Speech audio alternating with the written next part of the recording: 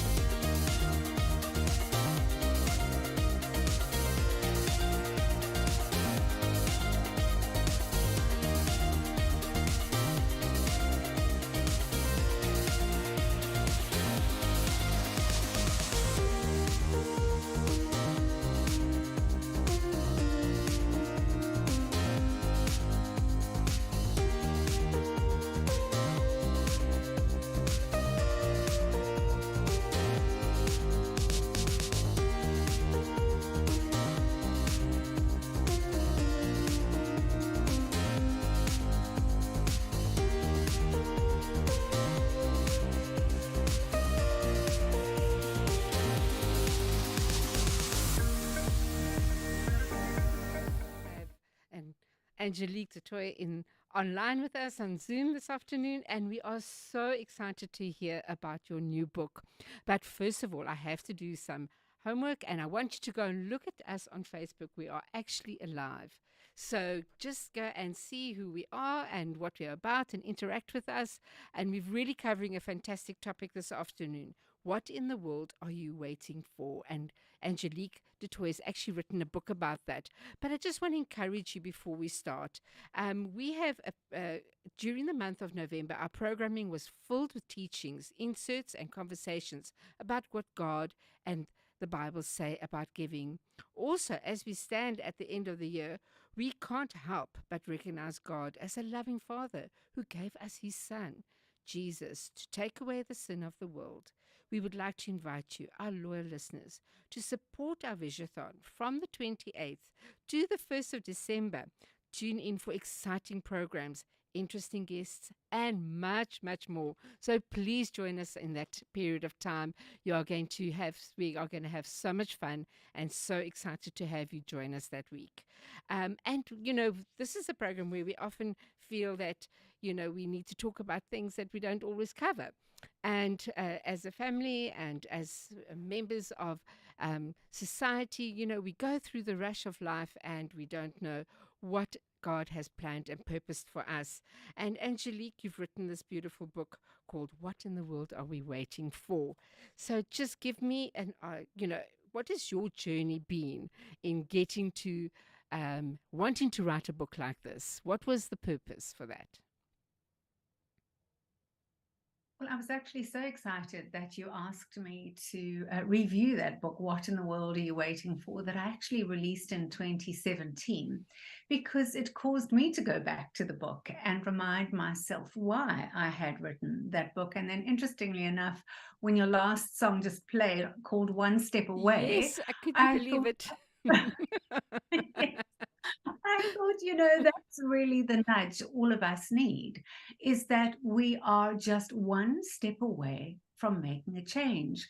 So, the first premise I want to underscore for those who can hear us and will be listening to this podcast afterwards is that the future is the place you have the privilege of co creating. So the future is not just a place we get to stumble into as much as we think, oh, well, I don't know what tomorrow holds, or I don't know what I should be doing, or maybe this will happen or that will happen. I call it the Doris Day theory. Yes, Whatever will wandering in be, in the will wilderness. be. Que sera, que sera. And I really don't believe that that's the way we should be living as believers. I believe we have the book of all books that is made available to us, thank God. It is our instruction guide for life. And as I opened the book to the preface and I started to reflect on why did I actually write this book, the very first psalm that jumped out at me, Renette, was Psalm 8 from verses 3 to 5. And it said, I look up at your macro skies, dark and enormous, your handmade sky jewelry, moon and stars mounted in their settings. Then I look at my micro self and I wonder, why do you bother with us? Why do you even take a second look our way? Yet we have so narrowly missed being God's, bright with Eden's dawn light. And why is that so powerful? Is because we are made in God's image to succeed. We're Amen. made in God's image to be abundant, not redundant.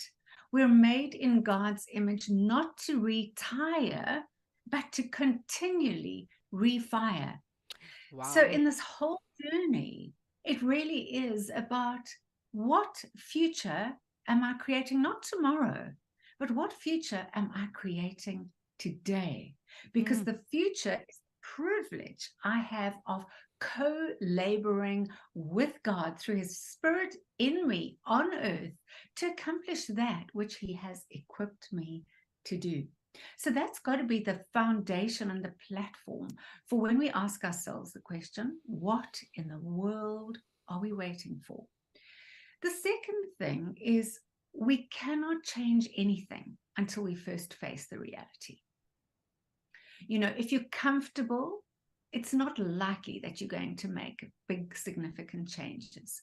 But if you know your why do I want to make a change? Why do I want to do something different? Why do I want to be successful? What is it that I want to accomplish? And why do I want to accomplish it? Why is a very, very powerful word in our vocabulary, not only in the English language, but also as believers.